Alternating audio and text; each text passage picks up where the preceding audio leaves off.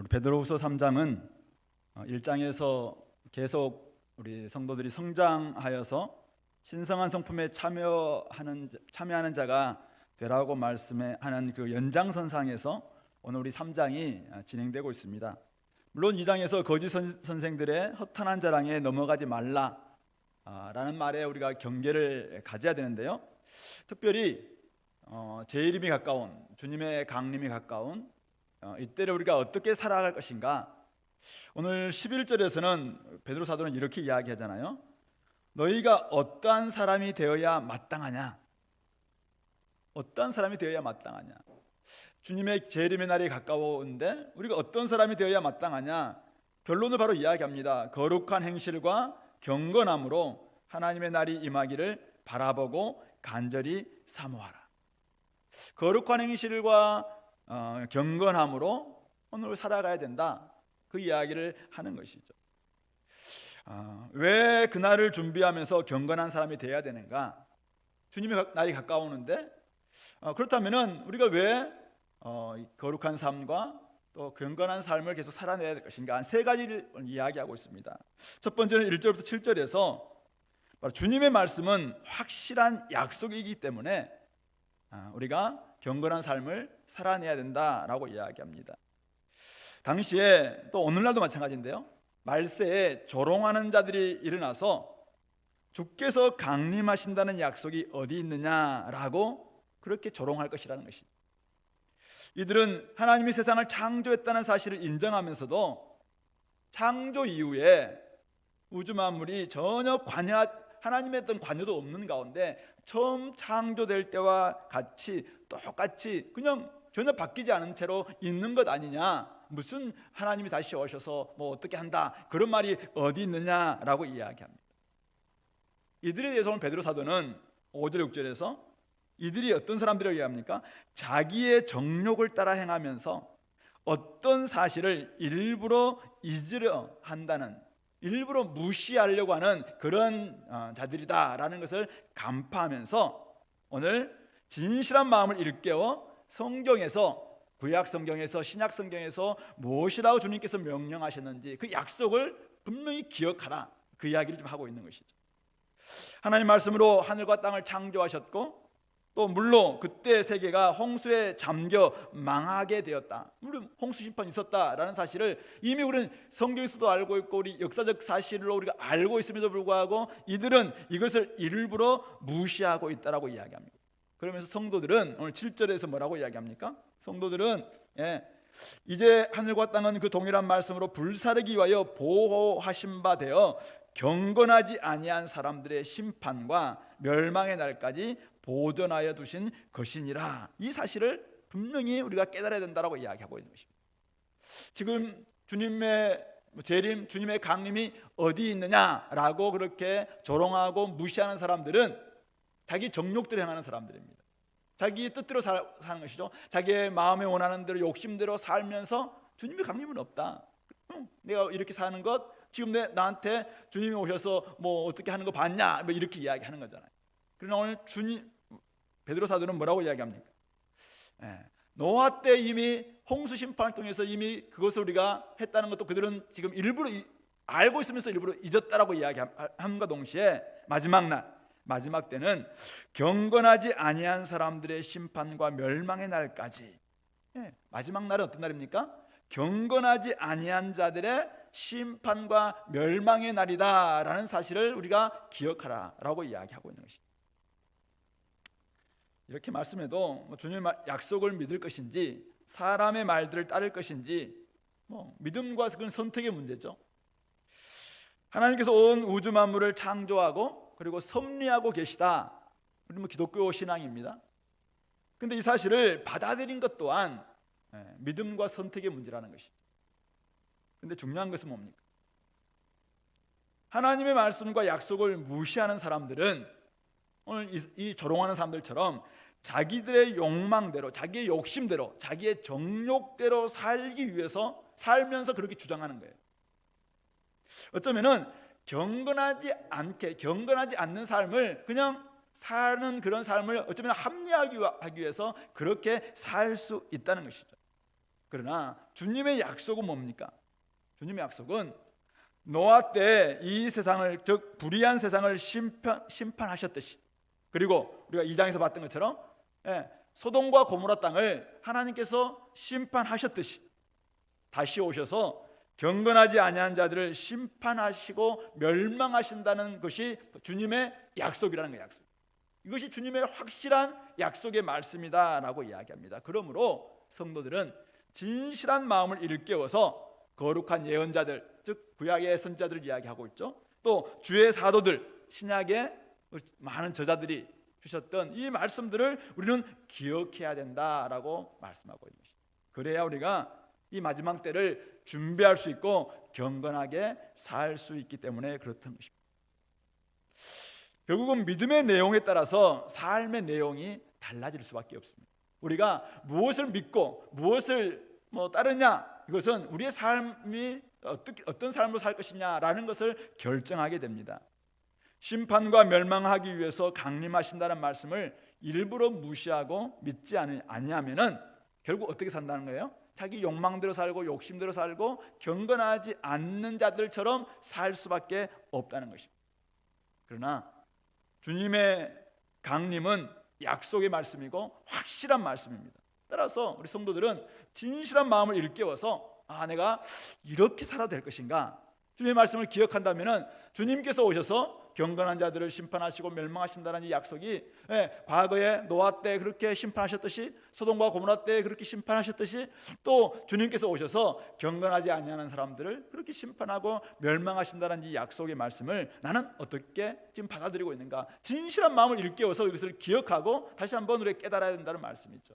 물론 오늘날은 많은 무신론자들, 또 과학주의 무신론자들 있잖아요. 물론 과학을 한다는 분들이 다들 무신론자들은 아니에요. 그러나 과학을 지나치게 과학지상주의에 살아가는 그 과학주의라고 이야기하잖아요. 과학주의 무신론자들, 스티브 호킹도 사실은 위대한 설계라는 책에서 자연 자체가 워낙 위대한 설계다 보니까 하나님은 계시지 않는다라고 결론을 맺었고, 또 워낙 만들어진 신을 배웠던 스티븐 도킨슨, 이런 사람들은 과학을 통해서 하나님이 없음을, 신이 없음을 증명했다라고 이야기를 합니다. 그러나 믿음을 가지고 우리가 과학을 하시는 분들은 얼마나 많은 이런 엄밀성을 통해서 자연이 이렇게까지 아름답게 창조되었구나라는 것을 받아들이는 사람들이 또 얼마나 많이 있나요?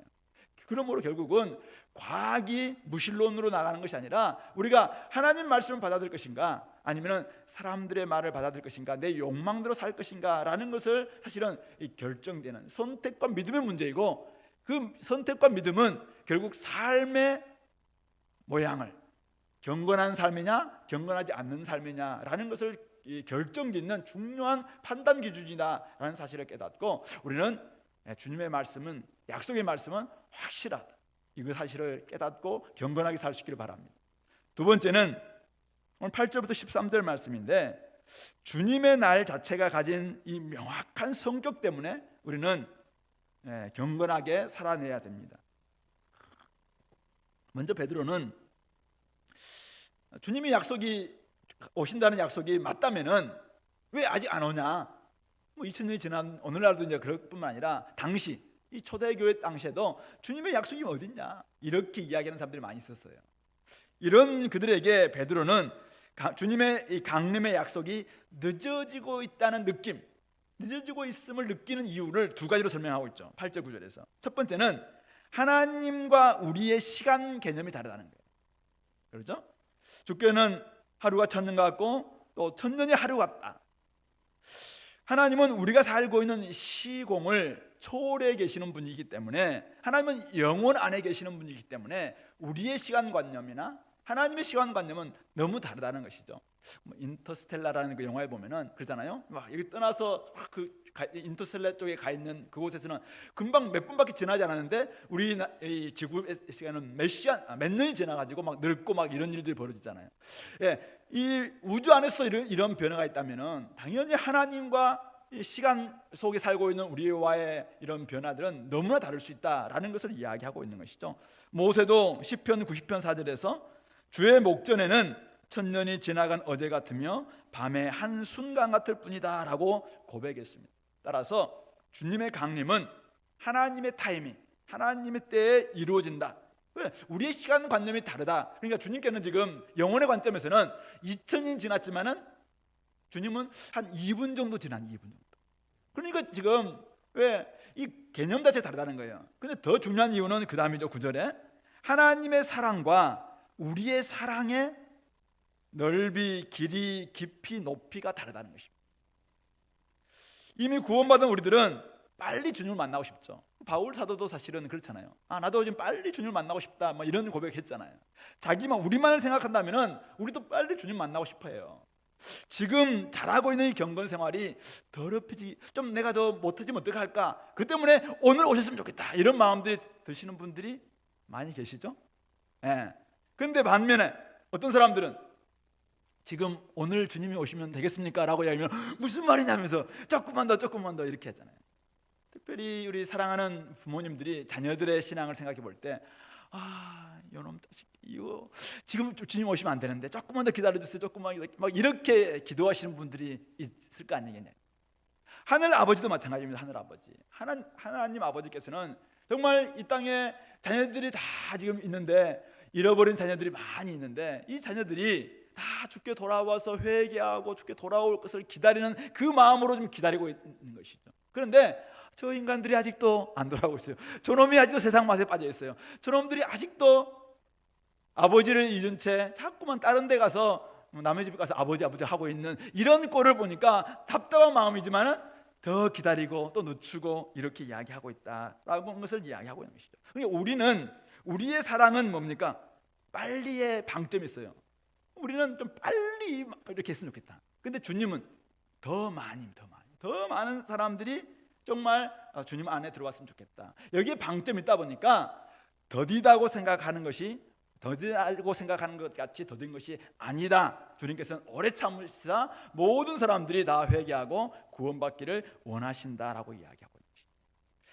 이렇게 주님의 날이 있는데, 이런 주님의 날의 성격은 도대체 어떤 날이길래 이렇게 늦추시면서까지 기다리고 계시는가요? 오늘 그 이야기를 하고 계시는데요. 일단 주님의 날은 도둑같이 임한다, 이렇게 이야기하고 있습니다. 9절에 그러나 주의 날이 도둑같이 오리니, 갑자기 예고 없이 찾아온다는 것이죠. 그때와 그 시에 대해서는 아무도 모릅니다. 오직 하나님의 시간표만 있어요. 따라서 깨어 있어서 준비하지 않으면은, 경건하고 거룩한 삶으로 날마다 준비하지 않으면은 언제 갑자기 들이닥칠지 모르기 때문에 사실은 우리가 준비하고 있어야 됩니다. 근데 그날은 어떤 날입니까? 주님의 날이에요. 예, 여호와 날이란 말이에요. 여호와. 그 구약에서 그렇게 구약 선지자들이 그렇게 강조했던 주의 날, 심판과 구원이 동시에 이루어지는 날, 그러니까 심판의 날이라고 생각해 보십시다. 지금까지는 그날이 임하기 전까지는 회개할 기회가 있어요. 근데 그날이 딱 임하면은 더 이상 회개할 기회는 없고 최종 판단의 날이 바로 그날이라는 것입니다. 심판과 멸망을 예고했지만 받아들이지 않는 사람들은 그날 심판과 멸망이 집행되는 날이기 때문에 주님께서는 조금 더 기회를 주시면서 지금 기다리고 있는 것이죠.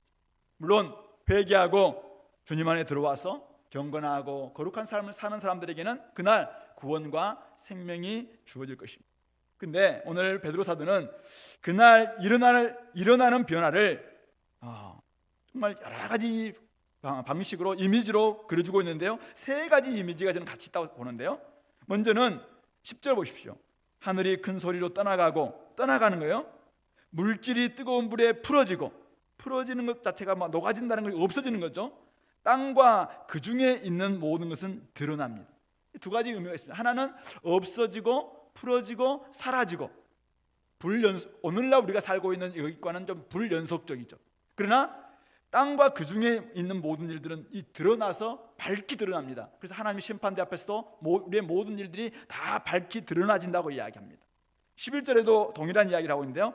이 모든 것이 이렇게 풀어지리니, 또 12절에도 그날에 하늘이 불에 타서 풀어지고 물질이 뜨거운 불에 녹아지려니와, 그러니까 다들 풀어지고 녹아지고 없어지는 것에 방점이 있어요.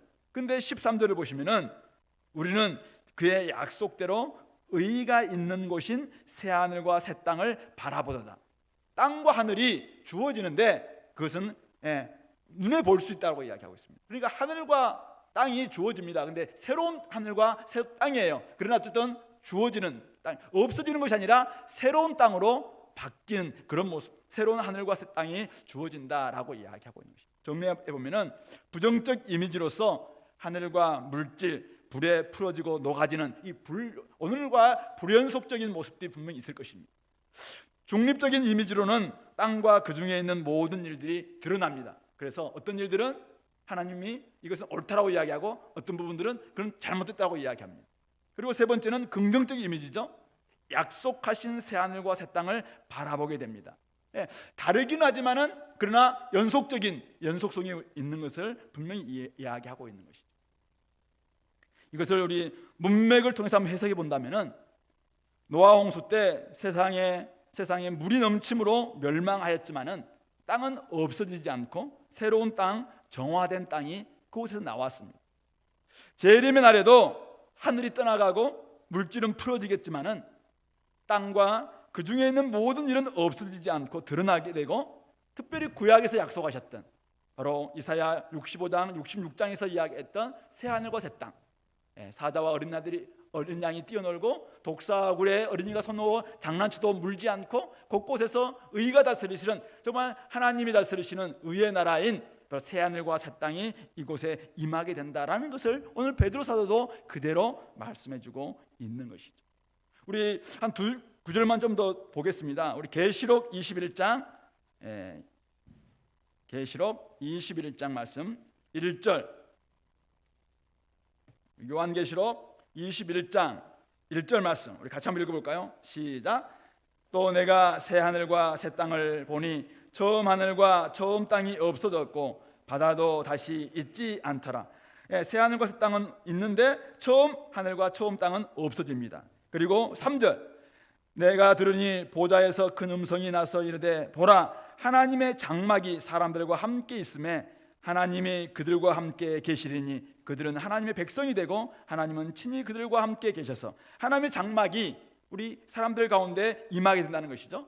하나님의 처소가 우리 바로 새하늘과 새 땅 가운데 임하게 된다라고 이야기합니다. 그것을 5절에서는 뭐라고 이야기합니까? 5절 같이 읽어봅시다. 시작. 보좌에 앉으신 이가 이르시되 보라, 내가 만물을 새롭게 하노라 하시고, 또 이르시되 이 말은 신실하고 참되니 기록하라 하시고, 결국 만물이 없어지는 것이 아니라 만물이 새롭게 되는 것이다 라고 말씀하고 있는 것이죠.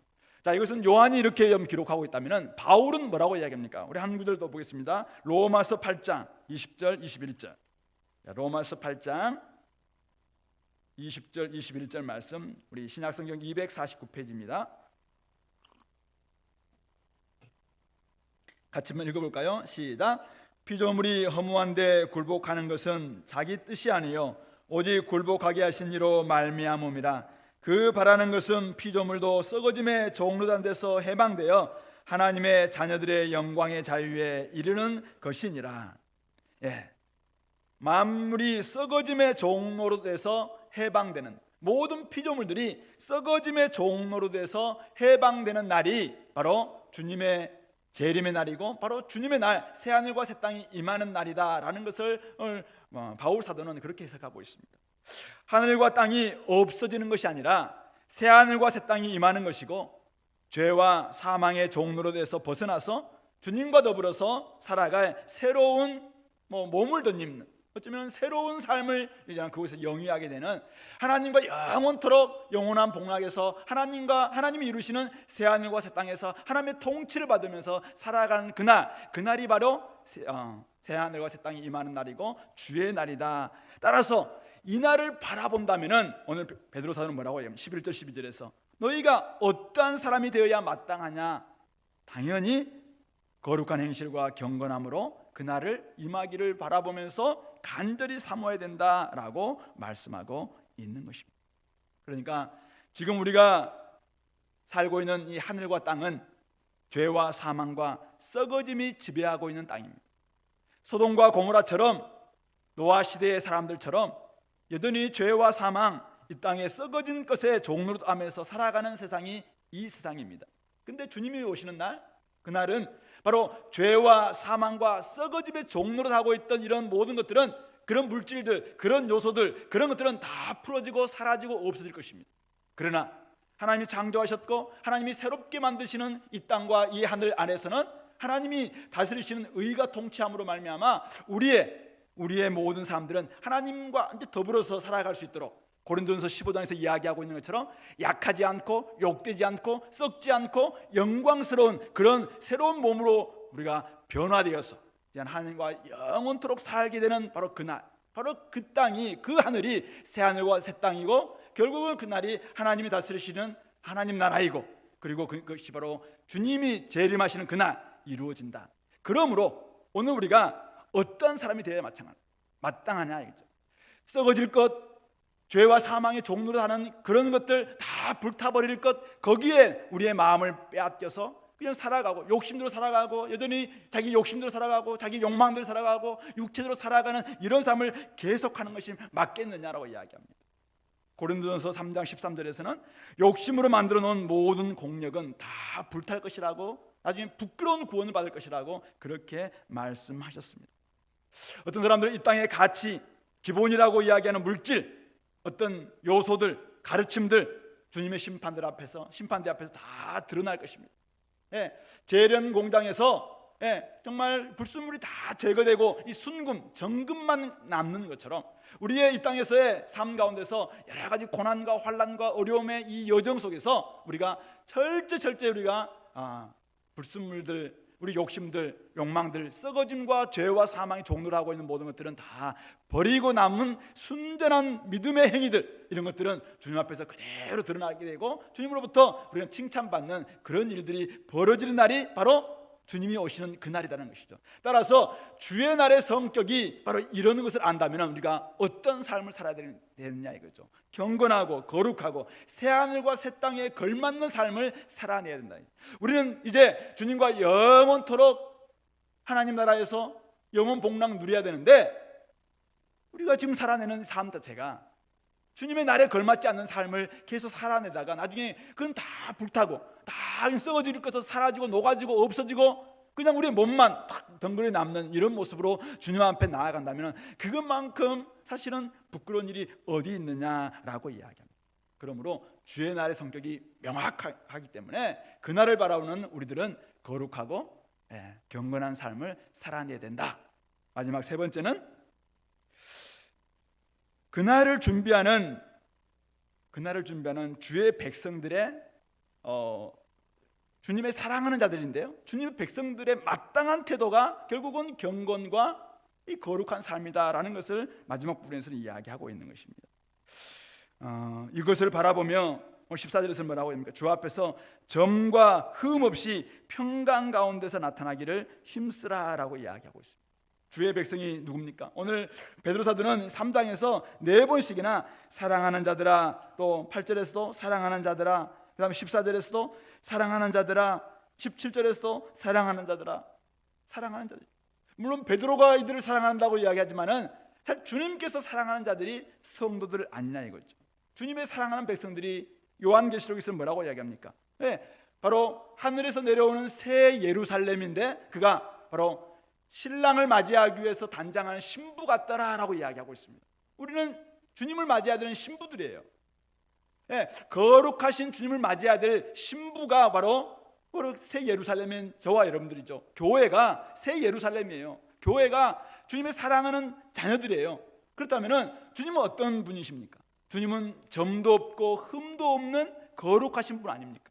그렇다면 우리가 이 땅에서 살아갈 때 점도 없이 흠도 없이 주님이 오심을 준비하지 않고 만난다면, 주님은 우리를 지금 깨끗한 옷으로 입히시고 점도 없고 흠도 없는 그런 삶으로 우리를 입히시면서 좀 준비하고 있는데, 우리가 자꾸 그 옷 거부한 채 세상에 더러운 옷, 점 있고 흠 있는 거짓 선자들의 옷, 이런 옷을 입으면 되겠느냐라고 이야기합니다. 그러면서 점도 없이 흠도 없이 평강 가운데서 나타나기를 힘쓰라라고 이야기합니다. 로마서 5장 1절에서는 우리는 예수 그리스도로 말미암아 의롭다 하심을 입었기 때문에 이제는 화평 가운데서 화평을 누리라라고 이야기하잖아요.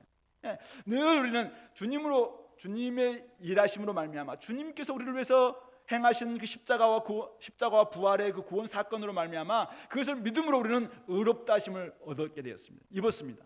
그렇다면 이제는 의롭다 하심을 입은 자답게 주님 안에서 화평을 누려야 돼요. 화평 가운데 거해야 됩니다. 하나님과 화해가 되었어요. 이미 화목된 우리입니다. 따라서 그 안에서 누려야 되는 거잖아요. 하나님과 이 평화의 관계를 누리는 삶, 그 이야기를 하고 있는 것이죠. 그런데 우리가 죄가 있고 점이 있고 흠이 있다면은 점 있고 흠 있는 재물은 구약에서는 드릴 수가 없어요. 오늘 우리가 우리의 삶을 거룩한 산 제물로 드리기 위해서는 우리의 삶에 점도 없고 흠도 없는 거룩한 삶이 되어야 된다는 말씀입니다. 오늘 우리가 주님 안에서 온전한 회복된 관계, 화평 가운데 들어왔는데 당연히 주님의 거룩한 신부라면은 우리는 점도 없이 흠도 없이 살아내는 경건하고 거룩한 삶을 살아내는 것이 마땅하다. 바로 그 이야기를 하고 있는 것이죠. 뿐만 아닙니다. 15절 16절에서는 뭐라고 이야기합니까? 15절 또 우리 주의 오래 참으심이 구원이 될 줄로 여기라라고 이야기합니다. 주님의 오래 참으심이 앞에 9절에서는 누구의 구원이 된다고 이야기했냐면 아직 믿지 않는 사람들에게 회개할 기회를 주시기 위함이라고 이야기했어요. 근데 오늘 15절에서는 또 주의 오래 참으심이 우리 주의 오래 참으심이 구원이 될 줄로 여기라. 누구의? 우리의 구원이 된다는 거예요. 우리는 이미 구원 받았잖아요. 그런데 우리에게 구원이 될 줄로 여기라라고 이야기하고 있습니다. 무슨 말입니까? 이 땅에서 우리는 계속 구원을 이루어야 될 사람들이란 말씀이죠. 그러면서 바울 사도도 우리가 사랑하는 형제 바울도 그 받은 지혜대로 너에게 이같이 썼고, 우리 잘 알다시피 대표적인 말씀이 어디입니까? 빌립보서 2장 12절 말씀이잖아요. 예, 두렵고 떨림으로 너희의 구원을 이루라라고 이야기했어요. 많은 바울 사도의 예수님의 복음서뿐만 아니라 바울 사도의 바울서 신에서 끊임없이 우리는 이미 구원받았기 때문에 이제는 아무렇게 살아도 된다 이렇게 말하고 있지 않습니다. 이미 우리는 구원받았지만은 이 땅에서 우리의 삶은 구원을 이루어가는 과정이다라는 것을 끊임없이 이야기합니다. 그런데 16절 이 모든 편지에도 이런 일에 대해서 말했지만은 그 중에 알기 어려운 것이 들어 있으니 무식한 자들과 굳세지 못한 자들이 다른 성경과 같이 그것도 억지로 풀다가 스스로 멸망에 이르느니라 라고 이야기를 합니다. 어떤 사람들은 성령의 지혜로 쓴 서신을 우리가 어쩌면 다 이해하지 못할 때가 있어요. 그런 부분들은 제가 지난시간에 이야기했다시피 좀 신비에 놔둬야 돼요. 신앙의 신비가 있구나. 하나님만이 해결해 줄 수 있는 부분이 있어요. 때로는 우리가 기도할 때 성령님께서 우리에게 조명해 주시고 공동체 가운데서 함께 나눔할 때 내가 알지 못했던 부분들을 알려주신 게 있어요. 신천지처럼 보혜사가 이제 이만희가 있는데 보혜사만이 이만희만이 이것을 해석할 수 있다. 성이 그런 게 어디 있어요? 그런 말씀이 어디 있어요?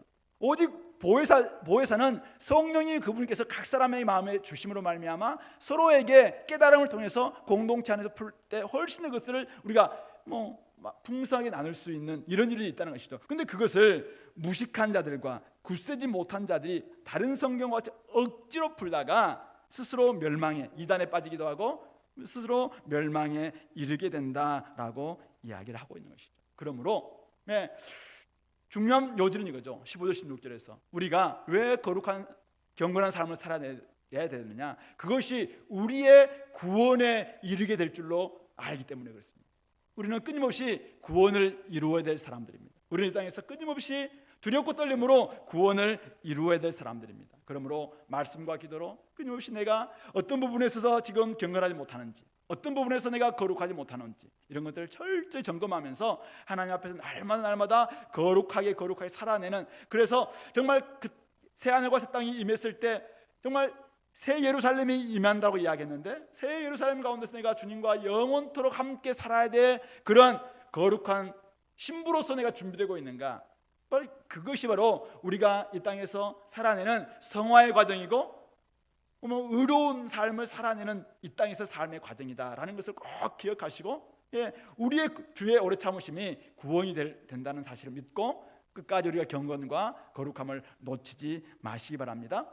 결론적으로 17절 18절 굳센 데서 떨어지지 않도록 우리 주 곧 구주 예수 그리스도의 은혜와 그를 아는 지식에서 자라갈 것을 이야기합니다.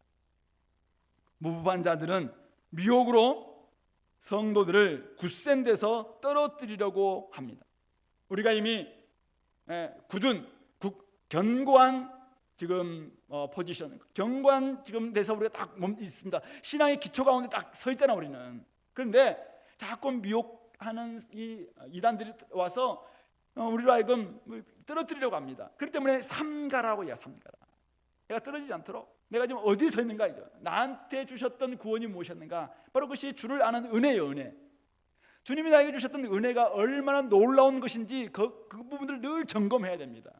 소극적으로는 굳센 데서 떨어지지 않도록 삼가고 거짓 가르침에 조심하는 것 필요합니다. 거짓 가르침이 무엇이 잘못되어 있는지 이것을 늘 아는 것 중요합니다. 근데 더 중요한 것은 적극적으로 바로 18절 주 곧 구주이신 예수 그리스도의 은혜와 그를 아는 지식에서 자라가야 될 사람들이 우리 성도들이다라고 이야기하고 있는 것입니다. 주께서 행하신 일에서 떠나면은 교만해지고 인간의 자랑을 늘어놓는 새로운 가르침에 미혹될 수 있습니다. 주님의 은혜에서 떠나게 만드는 새로운 가르침, 그것은 새로운 가르침이 아니라 다른 가르침, 다른 교훈이고 다른 복음이라고 성경은 끊임없이 이야기합니다. 그러므로 내가 예수 그리스도를 아는 지식, 예수 그리스도의 그 은혜 안에 늘 거하고 있는지 스스로 점검하고 내가 얻은 이 구원이 얼마나 놀라운 구원인지 그 은혜 안에서 강하고 그 은혜 안에서 날마다 이 은혜를 사모하고 은혜 안에서 주님 안에서 자라가는 그런 역사가 우리 가운데 있어야 될 것을 이야기합니다. 그러므로 주의 은혜와 그를 아는 지식에서 자라가는 것은 단지 거짓 가르침에 대한 대안일 뿐만 아니라 이 땅에서 우리가 정말 하나님 나라 백성으로 살아감에 있어서 아주 중요한 마땅한 자세다라는 것을 꼭 기억하시기 바랍니다. 자가격리 요즘 많이 하잖아요. 또 사회적 거리두기 이런 이야기를 하잖아요. 근데 이것만 가지고 지금 이 팬데믹이라고 하는 이 코로나19 사태를 종식시킬 수 있겠습니까? 빨리 백신이 만들어져야 되잖아요. 치료제가 있어야 되는 것 마찬가지로 우리가 자꾸만 거짓 가르침에 대해서 멀리하고 거짓 가르침이 뭔지를 좀 삼가고 조심하고 이것도 사실은 필요합니다. 그러나 더 중요한 것은 내가 서 있는 주님의 은혜가 얼마나 놀라운 일인가 이것을 우리가 아는 거예요. 그리고 내가 주님을 알고 있는 이 지식, 주님을 알아가는 이 암, 이것 자체가 늘 자라갈 수 있도록. 그래서 우리 앞에서 1장에서 이야기했던 것처럼 믿음의 덕의 지식을, 지식의 절제를, 절제의 인내를, 인내의 경건을, 경건의 형제 우애를, 형제 우애의 사랑을 다하는. 그래서 깊이 있게 신의 성품까지 쫙 자라가는, 그래서 넉넉히 주님의 나라에 들어갈 수 있는 데까지 자라가는 이런 모습이 되는 것, 이것이 바로 우리가 이 땅에서 경건한 백성, 거룩한 백성으로 이 땅을 살아내는 모습이라는 것을 놓치지 마시기 바랍니다. 결론을 맺겠습니다. 오늘 하나님께서는 우리를 사랑하사 1장 3절에서 말씀하셨던 것처럼 생명과 경건에 속한 모든 것을 주셨습니다. 주님께서는 우리와 영원히 살기 위해서 다시 오신다라고 또한 약속하셨습니다. 그렇다면 오늘 우리는 경건과 생명에 속한 모든 것을 우리에게 주셨다고 하는데, 그리고 주님께서 오실 때 우리는 거룩한 신부로서 주님을 딱 맞이해야 되는 새로운 하늘과 새 땅 아래서 이제는 영원토록 주님과 더불어 살아가야 되는데, 내가 주님 맞을 준비가 되어 있는가? 주님의 성품에 참여하는 자가 되어 있는가? 내가 주님의 신성한 성품에 참여하는 자답게 믿음의 덕의 지식의 절제를 쭉 하면서 사랑에까지 이르는, 경건과 형제와 사랑에까지 이르는 그런 모습이 되고 있는지를 스스로 돌아봤으면 좋겠습니다. 지금 내가 바꿔야 될 부분이 어디 있는가? 어떻게 주님과의 관계에서 자라갈 수 있겠는가? 내가 이렇게 시간 주어졌을 때 주님의 말씀을 더 깊이 알고 주님과 교제하고 이 맛을 계속 누리는 이 삶을 살지 않고 자꾸만 세상의 것에 귀 기울이고 이 땅에서 썩어질 것, 나중에 주님이 오시는 그날 다 불타고 녹아지고 풀어지는 그것에만 내가 시간 투자하고 있다. 그렇다면 우리 자신들을 돌아보자 이것입니다. 신성한 성품에 참여하는 자로 내가 자라가야 되는데도 불구하고 자꾸만 세상의 성품, 세상의 정욕과 썩어짐, 여기서 벗어나지 못하고 아무리 봐도 경건치 않고 아무리 봐도 거룩한 삶을 살지 못하고 여기를 봐도 주님이 오셨을 때 야 정말 주님이 점도 없고 흠도 없는 신랑 되신 주님께서 오셨을 때 나는 너무 점과 흠투성인 그런 모습으로 있다면은 좀 되겠는가 스스로를 돌아보면서 이 기간을 여러분들이 경건과 거룩에 힘쓰는 기간으로 여러분들의 삶을 싣기를 간절히 바랍니다. 한 번씩 우리 텔레비전에서 이상가족 찾기 막 이렇게 방영하잖아요. 예, 너무나 보고 싶었는데 너무나 보고 싶어서 만났어요. 그런데 만나면은 막 반갑게 막 해놓고는 금방 어색한 사이 있잖아요. 혹시 여러분들 그런 친구 없나요? 한 20년만 30년을 만났어요. 야, 막 이름도 생각이 안 나가지고 막 에다가 야, 너 누구지? 근데 그때부터 뭘 이야기할지 모르겠어요. 다음에 만나면은 뭘 이야기해야 될지. 혹시 주님을 있잖아요. 우리가 막 진짜 사모하잖아, 사모해. 근데 주님 왔어. 근데 주님 오셨군요 했는데 그 다음부터는 어떻게 될지 몰라. 주님이 뭘 좋아하시는지, 주님이 어떻게 하는 걸 원하는지 너무 어색해가지고 주님 다시 안 가세요? 막 이렇게 이야기한다면은 이게 되겠느냐, 이게 되겠느냐. 네? 주님과 충분한 관계 안에서 그를 아는 지식에서 자라가야 되는데 그냥 아는데 남들이 아는, 목사님이 아는 것, 우리 조장님이 아는 그 지식에 빠져 있고, 아니면은 주석이 아는, 아니면 어떤 누군가가 아는 거기에만 내가 알고 있다면은 이 되겠는가? 우리 교회는 신방이 없습니다만은 제가 부산에 있을 때는 1년에 이제 이 기간이 신방 기간이에요. 신방 때 보면은 우리 성도님들이 대부분 다 그 기간은 대청소 기간이라고 이야기하더라고요. 그런데 누군가가 갑작스럽게 여러분 찾아왔을 때, 오늘 주님은 갑작스럽게 온다고 했잖아요. 갑작스럽게 찾아왔는데 너무 당황스러운 경우가 있잖아요. 당황스러운. 집이 막 엉망이고 설거지도 막 새끼 안 해놓고 막 이런 가운데서 누가 딱 찾아왔다면은 아이고 이래야 되지 않겠습니까? 우리 주님 갑자기 오실 수도 있어요. 근데 우리의 몸은 어떤가? 주님의 성전이라고 이야기하는데 내 몸이 어떤가 한번 돌아봤으면 좋겠습니다. 우리의 집은 주님이 오실 만한 그런 집인가요? 우리 교회는 또 어떻습니까? 이 경건하지 않는 것과 거룩하지 않는 것, 이런 부분들을 정리할 부분이 무엇인지를 스스로 한번 돌아봤으면 좋겠습니다. 무엇봐도 우리는 주님의 거룩한 신부이고 주님의 사랑하는 백성들입니다. 그렇다면 정말 사랑하는 주님께서 우리에게 바라시는 것이 무엇일까? 이거 한번 생각해 보시고 주님과의 영원한 삶, 새하늘과 새 땅, 영원한 나라에 넉넉히 들어가기 하기 위해서 지금 여기에서, 지금 바로 지금 그리고 여기에서 주님과 더 깊이 사귀시고 주님을 아는 지식에서 자라갈 수 있게 되기를 간절히 바랍니다. 영광이 이제와 영원한 날까지 주님께만 있다라는 것을 고백한다면, 여러분 진짜 주기도문을 진짜 여러분들이 마음 다해서 고백한다면, 하늘에 계신 우리 아버지여, 아버지의 거룩한 이름, 아니 이름이 나라가 오직 주님께만 있습니다 라고 고백할 수 있는 저와 여러분들이라면 지금 내가 행하고 있는 이런 모습들이 주님의 나라에 걸맞는 것인지, 영원한 그 나라에 걸맞은 삶인지 한번 돌아보시고 깨끗한 삶으로, 경건한 삶으로 바뀌는 우리 공동체 식구들 다 될 수 있기를 바랍니다. 같이 한번 기도합시다. 오늘 우리 말씀을 좀 기억하면서 결론은 명확하잖아요. 경건한 삶과 거룩한 행실, 그것이 바로 주님을 맞이하는 준비라고 이야기했는데, 내가 더러워진 부분이 무엇인지 하나님 내 철저히 그거 바꿀 수 있도록 해달라고, 능력 달라고, 내 힘으로 안 되지만은 성령님 나에게 오셔서 이 모든 것들을 바꾸게 달라고 같이 한번 한 목소리로 기도하겠습니다.